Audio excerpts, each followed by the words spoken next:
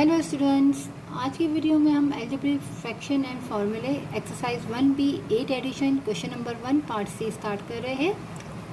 Part सी में हमारे पास यहाँ भी दो टर्म है और हमारे पास जो है वो फ्रैक्शन फॉर्म है।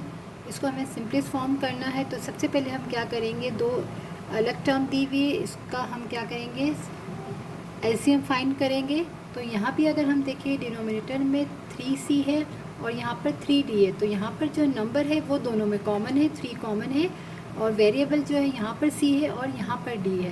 तो हम किस तरह से एलसीएम फाइंड करेंगे कि जो हमारे पास यहाँ पर कॉमन है, दोनों में 3c तो कॉमन है और एक के पास c है और एक के पास d है, तो उसको हम क्रॉस में मल्टीप्लाई कर देंगे। किस तरह से, यहाँ पर हमारे पास c है तो यहाँ पर d है, तो हम मल्टीप्लाई में यहाँ भी d करेंगे और यहाँ भी d करेंगे और यहाँ हम c करेंगे और यहाँ पर भी c करेंगे। हमने क्रॉस कर दिया और 3 तो हमारे पास कॉमन था दोनों में, तो उसका भी हमें एलसीएम 3 आएगा।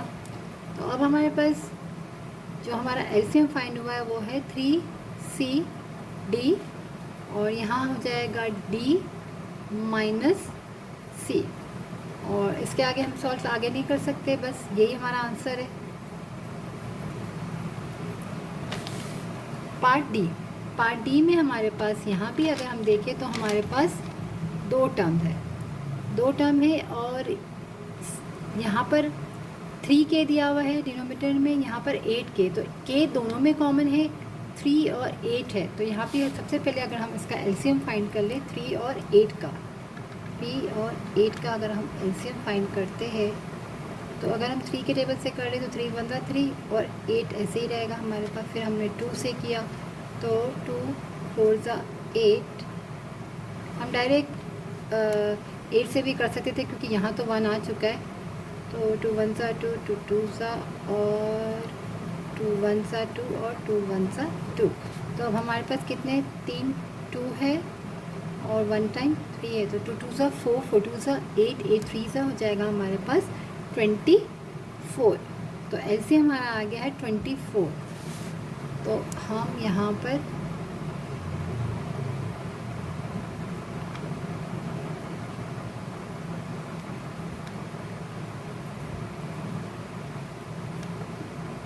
क्वेश्चन में यहाँ 3 है, यहाँ 8 है। अब हमारे पास एलसीएम आ गया है 24, तो मैं 3 को यहाँ पर मल्टीप्लाई करूँगी 8 से तो मेरा 24 बनेगा, तो यहाँ भी मल्टीप्लाई कर दूँगी और 8 को मैं 3 से करूँगी तो यहाँ भी 24 बन जाएगा मेरा।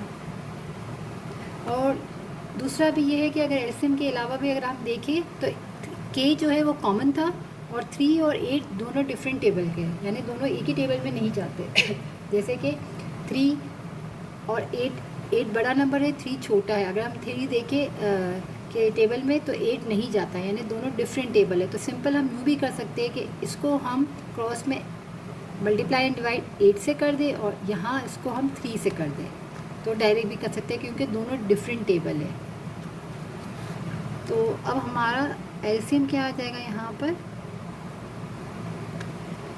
24k और यहाँ पर 8 जो है ये अब दोनों टर्म से मल्टीप्लाई हो रहा है, ठीक है। तो हो जाएगा 8f माइनस 4 8 ज़ा 32h माइनस, यहाँ मैं ब्रैकेट लगाऊंगी और हमेशा मैं अपने स्टूडेंट्स को यही बोलती हूँ कि यहाँ ब्रैकेट जब सेंटर में माइनस की साइन हो तो हम ब्रैकेट ज़रूर लगा लेंगे, क्योंकि क्या होता है यहाँ दो टर्म है। अगर यहाँ एक टर्म होती तो मसला नहीं था, वो टर्म माइनस में आती, बट यहाँ दो टर्म है तो ये माइनस इन दोनों टर्म से मल्टीप्लाई होता है। तो अगर अक्सर क्या होता है कि हम इसको जल्दी जल्दी में बच्चे यहाँ मल्टीप्लाई करते, इस माइनस को समझते कि यहाँ माइनस है तो यहाँ साइन मल्टीप्लाई नहीं करते, तो ये सबसे बड़ी मिस्टेक आती है। तो यहाँ जब भी सेंटर में माइनस हो तो आप ब्रैकेट लगा लें ताकि आप भूलें नहीं, क्योंकि आपको ब्रैकेट भी ओपन करना होगा।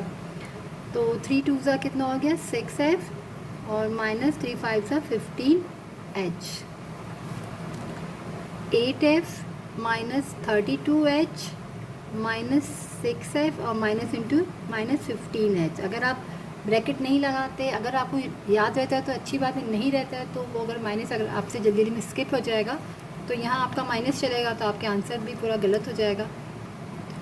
तो बस ब्रैकेट अगर आप लगा ले तो आपकी मिस्टेक कम से कम होगी। अब हम क्या करेंगे, h वाले एक तरफ कर लेते हैं और f वालों को भी हम एक साइड कर लेते हैं। तो यहाँ हमारे पास है 8f minus 6f minus 32h और प्लस 15h। जो वेरिएबल सेम है वापस में एरो सब्ट्रैक्शन हो जाएंगे अब हमारे। 8 में से 6 को हमने माइनस किया तो कितना हो गया हमारे पास 2f और पॉजिटिव, क्योंकि 8 बड़ा है, 8 की साइन प्लस है। माइनस 32 और प्लस 15 माइनस प्लस माइनस 32 में से अगर मैं 15 को माइनस करूँ तो मेरा आ जाएगा 17h और बड़ा नंबर 32 है, इसकी साइन क्या है माइनस, तो यहाँ मेरे पास माइनस आएगा डिवाइडेड 24k। ये हो गया हमारा आंसर। बस सिंपल ये है कि हमारे पास दो टर्म है और दोनों फ्रैक्शन फॉर्म में है, अलग अलग है, तो हमें एलसीएम के बगैर हम इसको एरो सेपरेशन डायरेक्ट नहीं कर सकते क्योंकि दोनों के डिनोमिनेटर चेंज होते हैं। तो क्या करते हैं हम एलसीएम फाइंड करते हैं ताकि दोनों के डिनोमिनेटर सेम हो जाए, और जब सेम हो जाता है तो ये हमारा एक साथ आ जाता है, मर्ज हो जाता है।